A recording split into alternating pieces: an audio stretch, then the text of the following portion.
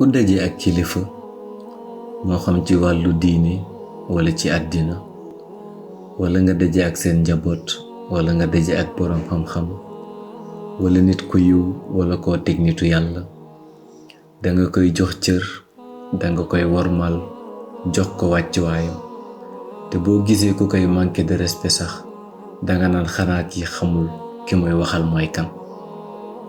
kon nañuy bàyyi xel ni Abdou mi ngay tasal ci mbedd mi mën na doon kilifa te xamoo ko. Rokhaya mi ngay tasal ci bus bi mën na doon soxna su sell soxna su yiw te xamoo ko. Badara mi ngay romb mbubam woyof lool mën na nekk xaritu yàlla bu wér te doo ci xam dara. Baye Mbaye mi nga joxul benn yitte faale woo ko mën na doon kiy régler ci ëllëg sa situation. maanaam vu ko xamuñu kan mooy kan kon tase ak nit di ko manquer de respect wala ñàkk yitte ci moom wóorul.